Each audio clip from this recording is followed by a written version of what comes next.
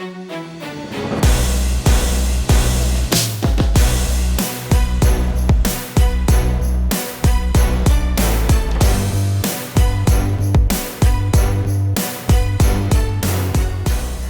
to FemFlex Friday, where we discuss all things related to fitness, health, and wellness. On today's episode, we'll be diving into the topic of making money in the fitness industry. As women, we often face unique challenges and opportunities when it comes to pursuing a career in fitness.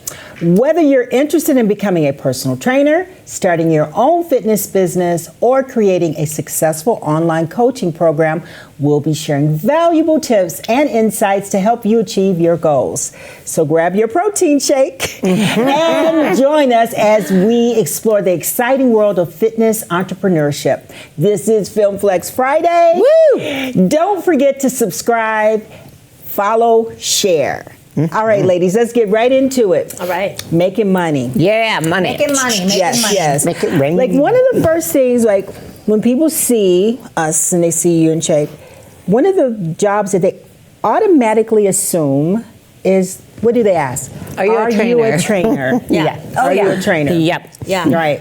Well, okay, so this is interesting. So I'm on the older scale in terms of that. You know, when I first started my career, there was no social media. There was no, I mean, there's no way to really get clients unless you're working at a gym.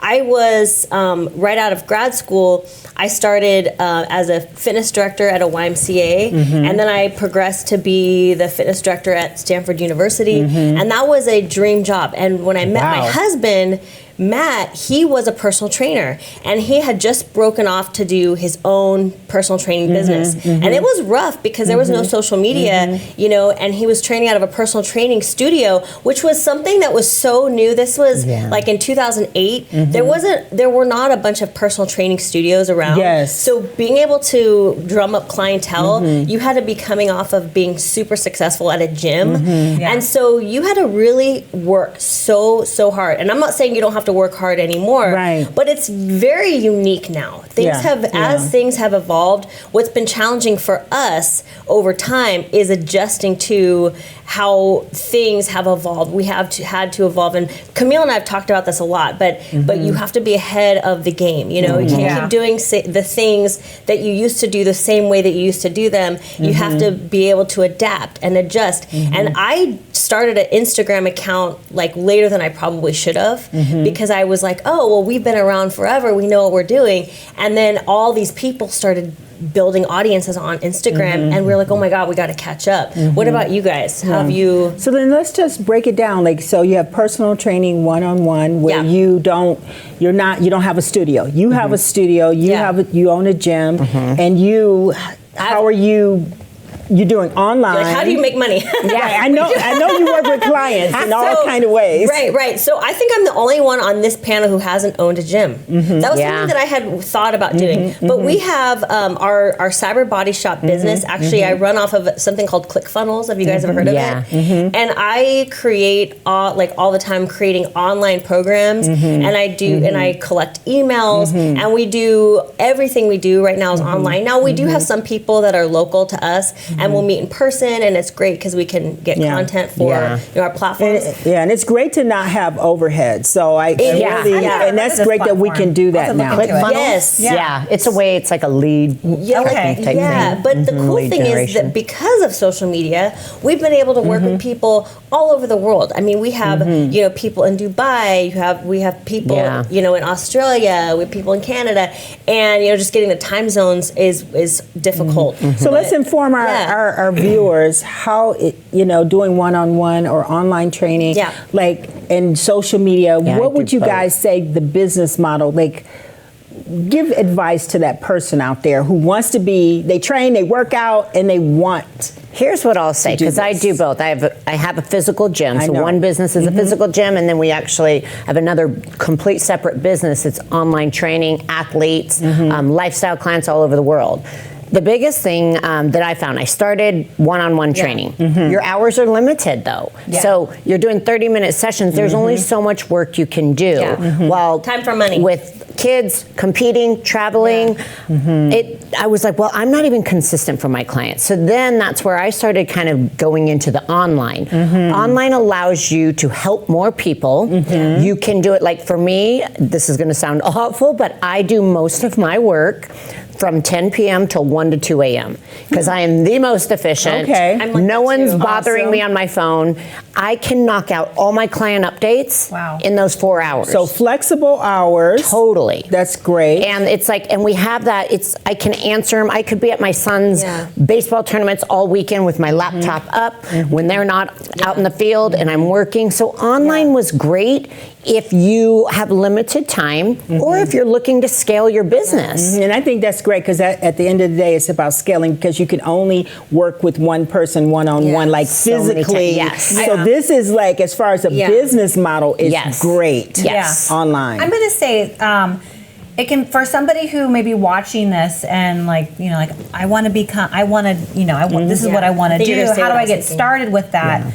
It's easier for us because we had a, you know, a following, or we had something to kind of build it off of. But if you don't, like, say you're, you know, just, you know, you're a personal trainer and you're, you know, you're helping some people out with diets and you're wanting to take this step further, that can be challenging to build that type of platform. So some ways that they can do that if they don't have a big audience who's wanting that is, you know, looking at certain marketing tools, you know, YouTube ads, Facebook ads, things like that. What would you guys say for someone who doesn't have maybe a large platform? I hate to, I just want to interject with this because this is really important. But, you know, for me, it was like I came out of grad school with all the tools out of a book. But that was not all of it did not translate to person.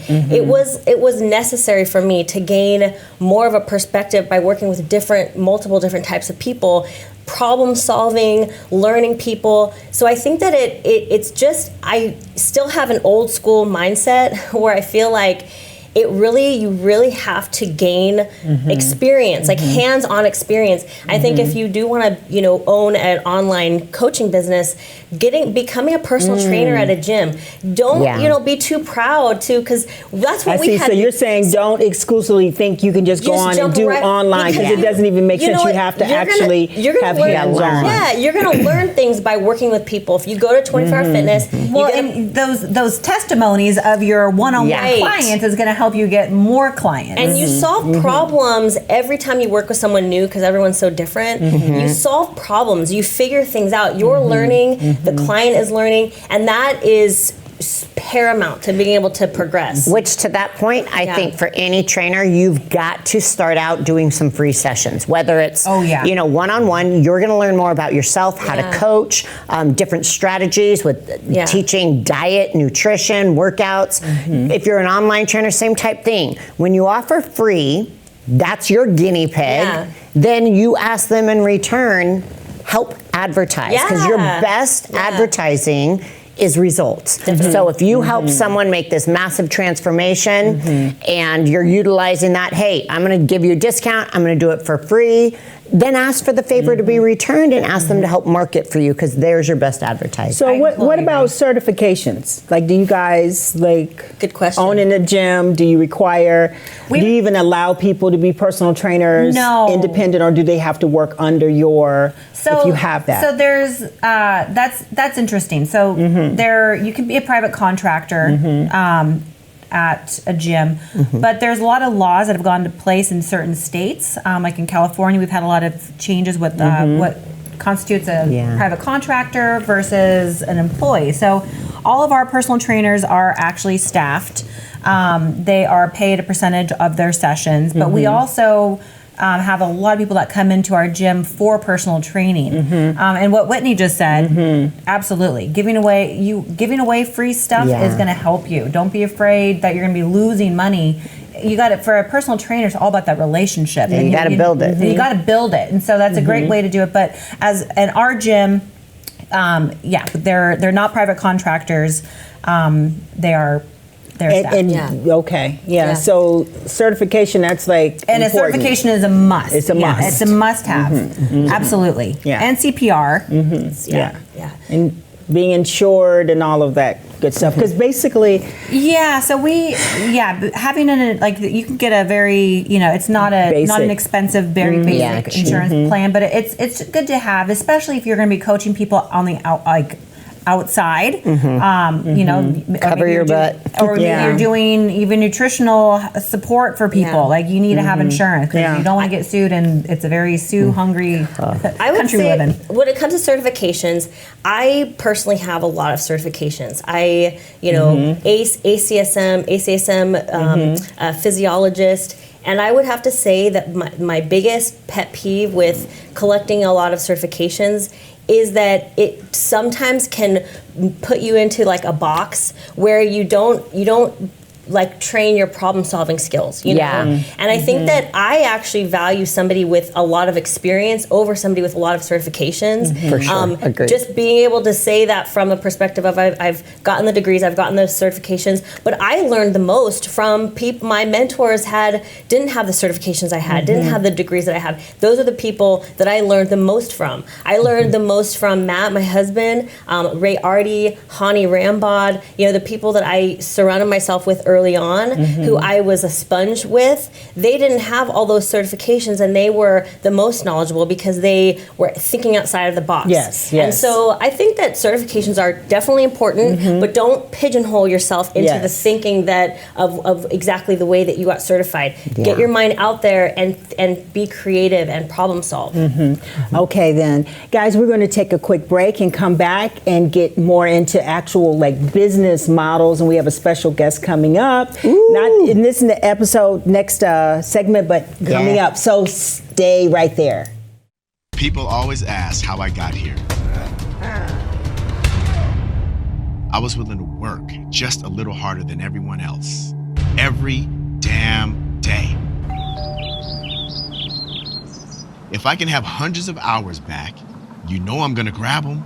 Spending hours prepping chicken, rice, and vegetables, F that. I rely on perfect nutrition. I rely on trifecta. Okay, we're back, and we just had a great discussion about the common things that we do in the health and fitness industry to make money, personal training, the importance of being certified. So let's get into now maybe some more unique type ways to make money in health and fitness. So much going on. And the fact that we have social media, so many opportunities, now you can market and promote. Let's get into maybe giving them some more advice on just branding and how they can develop that. Well, there's always sponsorships, and that's one thing that I feel like is probably the number one question. Once people compete and they love the sport and they want to kind of make a career, first things first, if you want to be successful in the fitness industry, it doesn't happen overnight, and just because you get your pro card does not make you rich. Right. And you're not going to be flooded with sponsorships and endorsements. We all think that's Sadly, we are not NFL and MLB athletes. We don't get that kind of money. But sponsorships is a great way, but it is a long road. So for any new athlete, it's always start putting out content that is your personality, your fun side, your workouts. Then, if you want sponsorships, easy one is obviously supplements. Start promoting them without needing them. If you like their products, then you might as well get a sponsorship from a company that you're going to use their products on a daily basis. Right. But the first sponsorship I ever got was that. I liked the product, and I would post about it and tag them. And the owner actually had contacted me and told me this story months later. He's like, we were like, who is this annoying girl that tags us all the time? Is it BSN? Guess what? No. That's I know. It sounds like I have a great relationship with them. But it was the first one, Gamma Labs. And they finally then looked up my stuff, and they're like, oh, she's doing unique stuff. Offered a very entry-level sponsorship, but it gave me an option. I had my foot in the door, and then I ramped it up from there. And this all brings up a great point, because I don't care what it is that you do. Right. Like if you want to be successful in it. I mean, at the bottom line, it's the foundation of it is being passionate about it. Yes. Like you have to really love what you're doing. If passion doesn't die, then success never will. That's right. And so, I mean, it's to your point, is the fact that you're passionate about it and you posted things. It wasn't about like you were already making a lot of money, you signed a contract to deal with. You actually loved that product, and you were tagging, and you were genuinely doing this, and doing worked. different things. Well, that's the thing, is that like branding yourself. Okay, we see somebody that we like. You know, I'm not saying that anybody can copy Whitney necessarily, but you might see her dancing around in her heels and think, oh, that works because she got a bunch of views and she got a bunch of people that like are interested in that. Oh, well, then I'm gonna do the same thing. But the thing is I think that we're always trying to copy what we see works, and we all have something so unique. You know, there's this guy, I think his name is he calls himself Swolenormous, and he does this like grunt before he, like at the beginning of everything, and he's branded himself in a certain way. There's, you know, the people that really shout out to me are the people that are so different and unique. You know, they're just trying to be them. Yes, and that's the cool thing about social media. I have some negative feelings about social media, but one positive thing I definitely have is that it has opened the door for every unique person to have their niche. Whether you just had a baby, whether you have some skin condition, whether you have some like maybe disability, whether you have some, you know, special like crazy hair color that makes you stand out, whatever it is like that you bring to the table that makes you just like stand out. If you make a brand out of yourself and you create something unique and you promote a supplement, not just by, hi, this is the such and such supplement, I like this. Do something unique that's yourself. Right. That is what builds a following. And that's that authenticity of and you know, that's a good point. Having a following is critical to being able to make money. You have to create a platform for yourself. Yeah, but it I just completely lost my. I'm sorry. I know it's so much though here with us and what we can do and what you're talking about, branding and authenticity. And and that's just it. So our market is so flooded. There's so much of it. So and it's really hard to build a platform. But the biggest thing that I can say that helped me was I just kept my eyes open to everything around me. I wasn't fixated on like, I want this. Yes. I would get DMs like, and I was just open to networking and to relationships and to opportunities, and you would be amazed how where those directions can take you. And I think it's so important to be open, because for me, one of the things I think of it, that if you throw all your eggs into one basket, like for me in the beginning, the whole social media and having the opportunity to market and promote and all of this other stuff, selfies, like to me it's just like really important to be, how can I say, just authentic and be open. Right. Yeah. I didn't throw away. I realized I need to either get on board with social media, but be authentic, do me, post when I really feel like I do have something to say. And I think that's great. And here's the thing, if you throw everything into one basket, like what happens if you lose your social media account? Like if you now you're in trouble. Just doing everything on like Instagram, you say I'm not going to do Facebook, and then they pull the plug on that. You just need other. Well, and here's something too, because you have to spread yourself on so many different realms. And so to kind of speak with you, you're like, you got to be open. Some of the best things you can do is go to big fitness expos, Arnold, Olympia, Fit Expo, any of these FitCon that are out there, meet anyone and everyone you possibly can, whether it's the behind the stage expediting team, whether it's the supplement companies, and again, going back to, you know, giving free sessions. Go up to some of these booths companies that you're at and say, I would volunteer to work next year, next time. They don't have to pay for your travel. They'd be crazy to say no. That's your foot in the door. You have to find these ways to get your foot in the door, and then you prove to them the value. What are you going to do? You're going to be out there with energy, you know, supporting their brand. So whatever you want to do, I mean, if you can meet as many people, don't be shy. You have nothing to lose. They don't know who you are. Hi, I'm Whitney Jones. I love what you do. Tell me more about the company or this athlete. If you ever need help at your events or helping at a show, backstage, there's so many options within our industry, and you're never going to know what you love till you try it. So there's even this, and I completely forgot the name of the app, but it's actually a cryptocurrency. Oh my God, I was just that you can earn from just taking steps. Yeah. And sweat really? coin. It's called sweat Oh, coin. yes. Sweat Yeah. coin. Sweat Yeah. coin? Sweat Okay. coin, but you just have the app and it just tracks all of your steps, and you just earn these coins from just walking around. What? So, Well, you know, Okay. crypto may. Interesting. creative ways to earn Yeah, money. I want to piggyback off of what you were saying about being open, because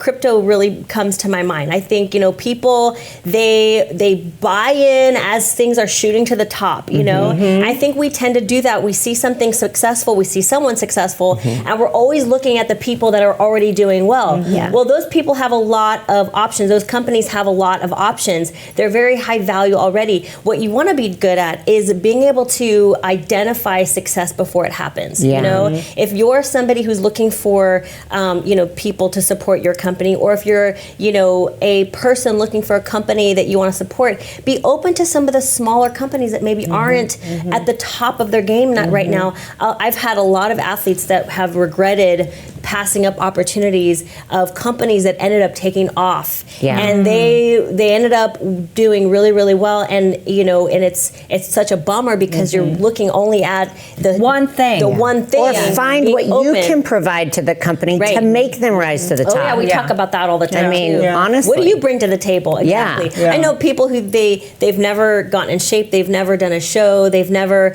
really done much in the fitness industry, and they reach out to us and they're like, you know, how do I get a sponsorship? I'm like, Yeah, that's one of the first things. steps. Yeah, I know. there's a lot you need to do before you go there. Yeah. But it starts there. That's Yes. it starts there. Wanting is definitely the start. And then hopefully you can evolve and grow and think long term too. Oh, yeah. Yeah. And like when my husband and I were doing online coaching, you know, we got to a point where we got burnt out, and it was a lot, and we were like, you know, what are we?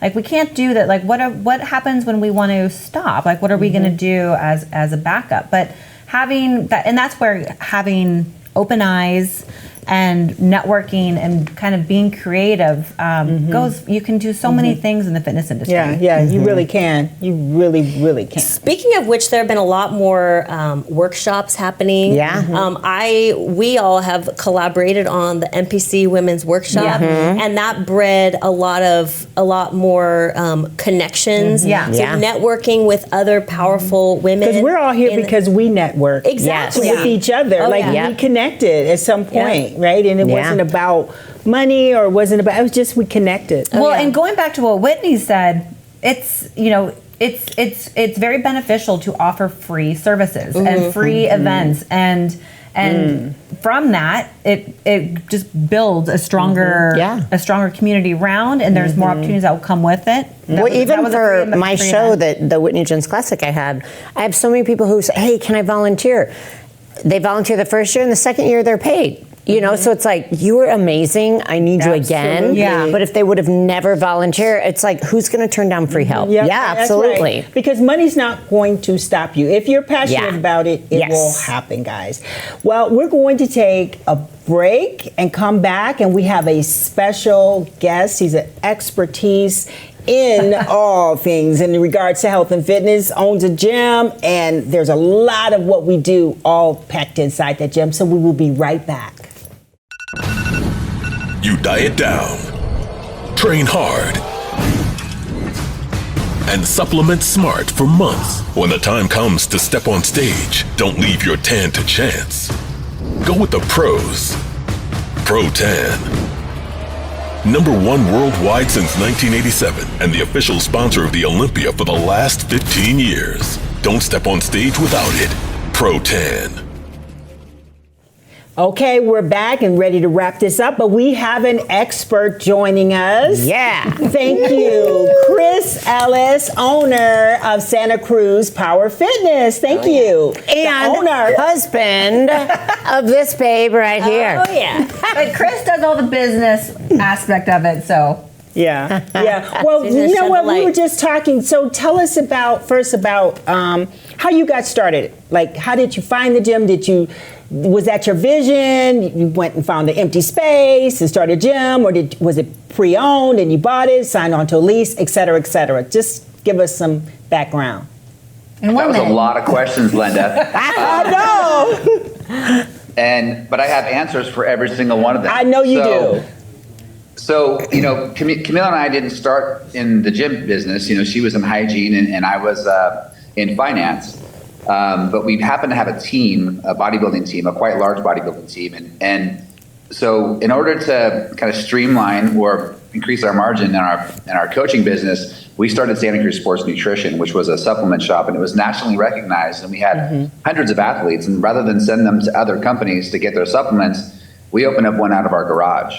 And so that became a very well recognized, and we sponsored a lot of teams. I think we even sponsored some of Matt and Wendy. We worked with you guys, and then subsequently, this gym that was local to us, we decided to rent a small space within that room or within that gym, and then the relationship with the owner kind of blossomed, and we kind of cornered him, and he'd owned it for about 20 years. And Camille and I were not in the business of fitness, quote unquote, as our day job, but the side hustles had become so large, the Team Pulse and the supplement business, that it made more sense for us to, rather than spend so much time, kind of distracted with our day jobs, it made more sense to us to try to get involved in the gym business because we could just we could multiply. We could make a lot more money that way. We, spend a lot more of our time and quantify the gains. So eventually, we were able to buy a pre-existing gym. It's a large gym. It used to be the Gold's Gym in Santa Cruz. The owner, dropped the franchise about 11 or 12 years ago, and then he decided to sell it to us about 5 or 6 years ago, which was crazy. That process, which I think is probably one of the things that you want to know more about, is very difficult. And most people these days, if they're going to have a gym, I think, Whitney, you own one as well, right? If you want to have people always like, I just want to own a gym. Right. They say that, right? Everybody. Yeah. If you're in fitness, you want to own a gym. No, the reality of it is you're just more, most people are buying a job. And they don't understand the back end of actually the business of business, right? Rather than just like owning a gym for the sake of having a spot to go work out in. We looked at it as a business. And so we've been able to grow that business, hire management. We're 2Xing the business. We're making it grow. We've opened up another business during COVID as well with a partner. But the idea is obviously to make it grow and make it bigger. Well, that's awesome because I know I owned a gym, so I do know exactly what you guys are talking about. I'm passionate about fitness, but I was not passionate and did not really understand the gym business, the overhead, the employees, the fact that as far as the hours of operation, especially now today, and the business model, when I was coming up, you could charge a lot more per month, and now it's like you're competing with these gyms like Planet Fitness, and they're charging $1 and la la la. And they give away bagels and pizza. Yeah, and you talked about, what I was really impressed with, what you said is and Camille had mentioned this, as far as, I know like with employees, usually the turnover rate's really high in that business because most people think when they go to a gym, I'm going to get a great job. I'm going to be around a lot of women. I can do sales. I have my own office. So you got to really like strategically find that right person. From my understanding, you guys, as far as employees, you have a great staff because now you're able to go off and do some other things. Yeah. So tell us about just like that responsibility of employees and all of that. So you really have to separate the gym from business. And at the end of the day, it's business. It's not a gym. So the same exact thing would apply to any other business is, there's what's considered minimum wage, and then there's a prevailing wage. And then, and then there's employee buy-in. How is it that you're going to get your employee buy-in? Well, if we can ensure not just minimum wage, but we ensure prevailing wage in our location, which is really expensive to live in. If we can be competitive there, then we can get a little bit more employee buy-in and less turnover or churning. So in my mind, I've always been of the mindset, if I quantify, let's say we have 30 employees, right?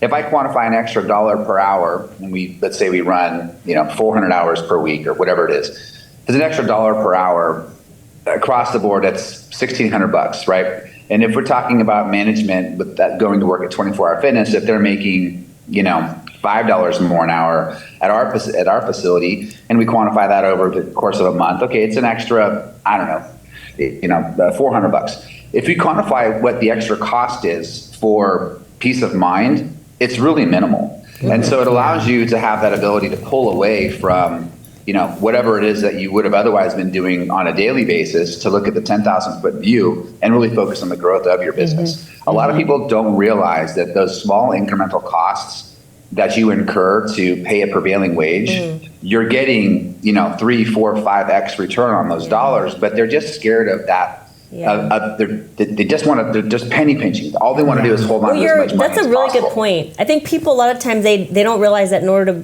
to create a successful business, you have to be willing to invest. Like sometimes you have to put something out there, like giving something away for free, or investing money into something that you really believe in and that you're passionate about. But if people don't see the dollar signs right away, they're not willing to take that risk. And being able to take risk, that's a huge part of why you guys are successful. You guys took a lot of risks. All of us. Yeah, I know. Well, specifically with you guys and your gym and being able to step away from it even. I mean, you guys have, obviously, you've taken risks that have paid off, but a lot of people, they see that on the other side of it, and they're like, oh yeah, of course you went through these steps, but you guys didn't know every time you took a leap, you were hoping that the net would appear, and you believed in it, you were passionate about it, and I think that's something to be said about just being successful in general. Well, and I liked what you said too, because honestly, there's the peace of mind of knowing.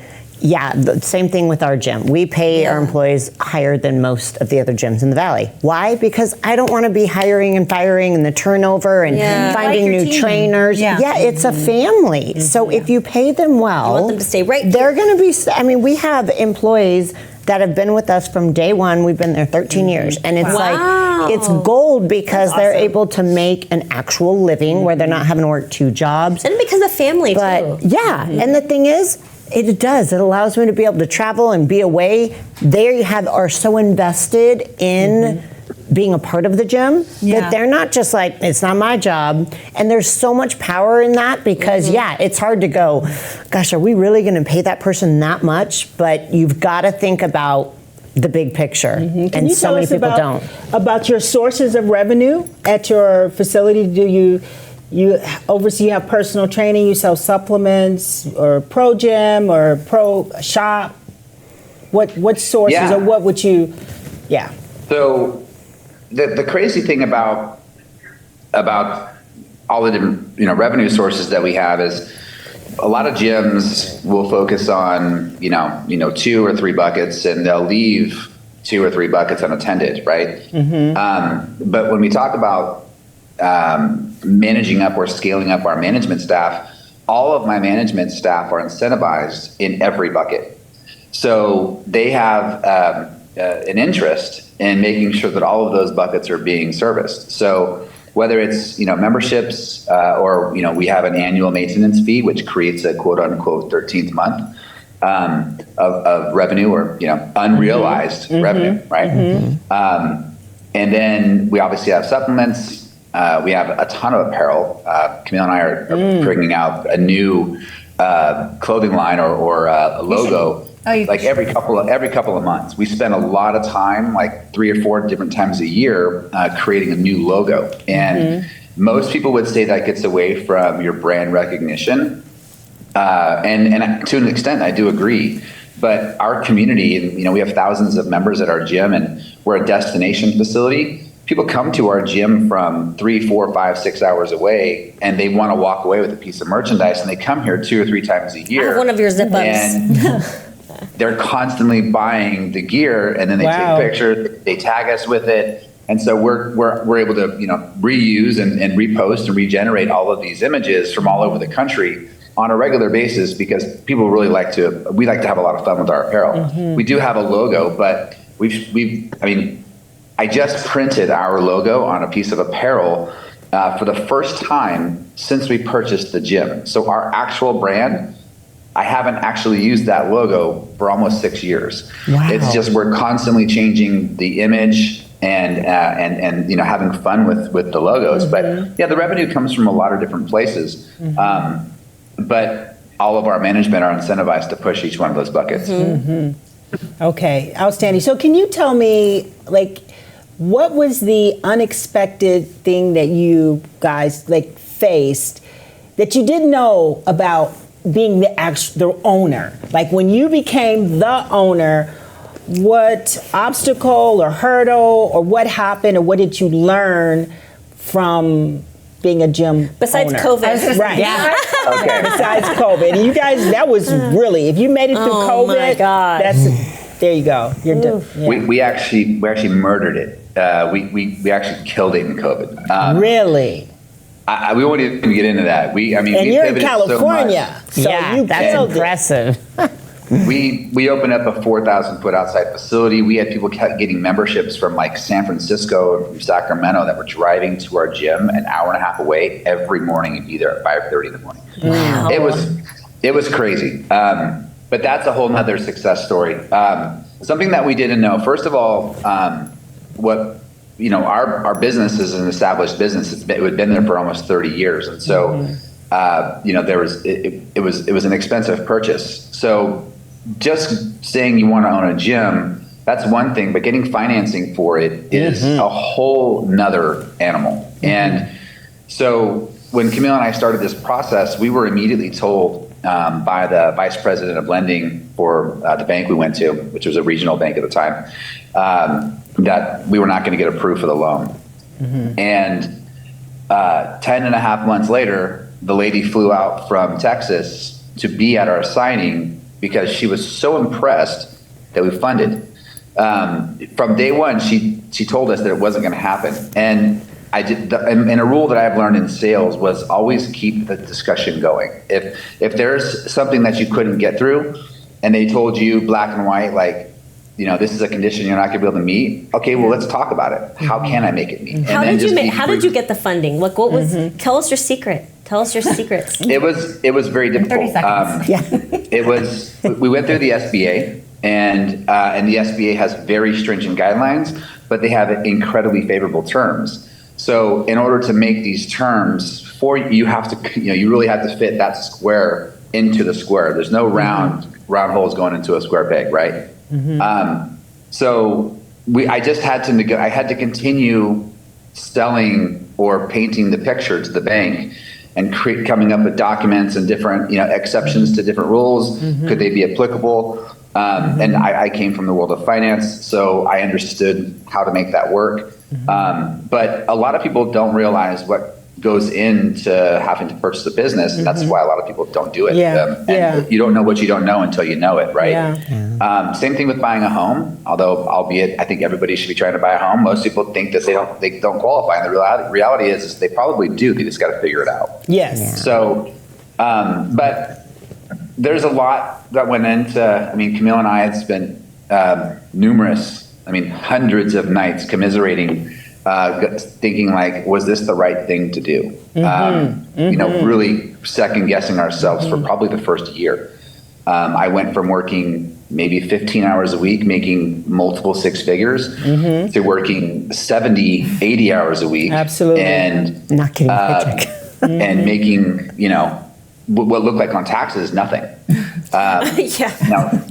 Now, granted, owning your own business, there's a lot of different ways to be creative with your tax. Oh, yeah. So, there's a lot of benefits that come with that. Sure, absolutely.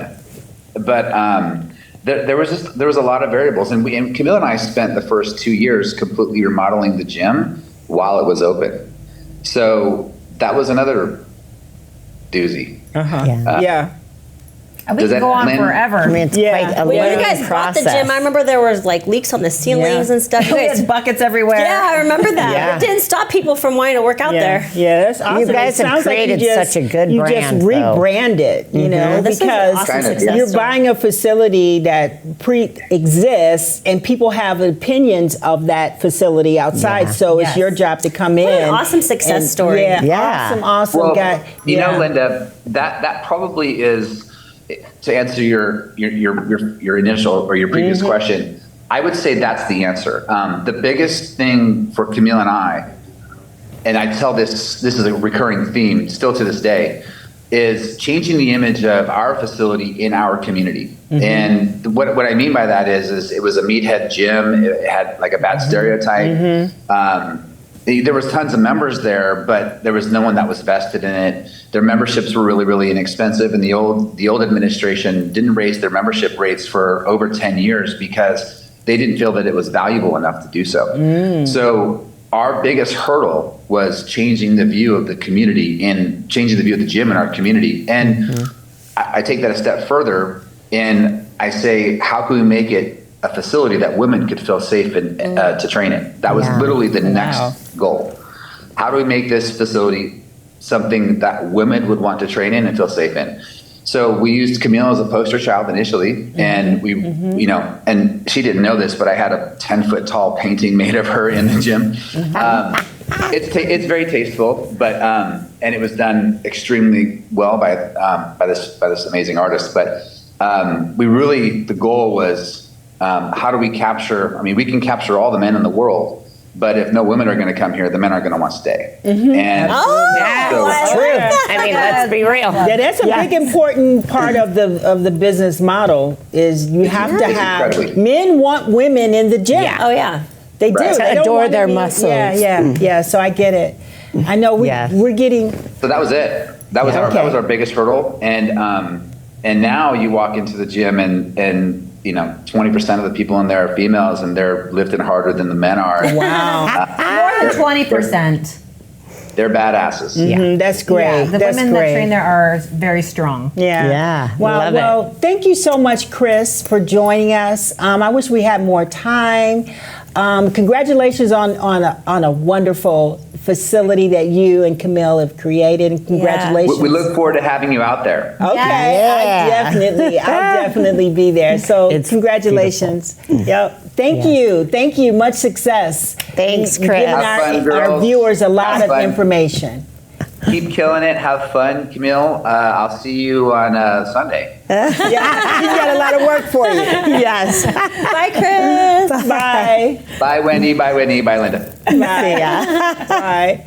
Well, that was a great. That was nice of him to join. Yeah. The fitness, the gym has everything, right? And to me, if you own and operate a gym, like all facets of anything that's out there for us as entrepreneurs, it exists within that gym, whether it's writing or blogging or marketing, just all types of things going on. He was the perfect person to interview. I thought it was such an amazing success story. He really is a great businessman. Like I think a lot of people in our industry want the thought of owning a gym is like the ultimate dream. I can have a gym and I can do whatever I want to it. Right. But it is such a hard. It's hard. It's a hard business. It's a tough business. Hard business. Yeah, I know it is. It is not. You guys are successful at it. Restaurants is like the same realm. You're dealing with a lot of people, and it takes you have to think like a business person, not just like this is our fun place to play. Yeah, not a playground. Yeah. That's right. Serious business going on here.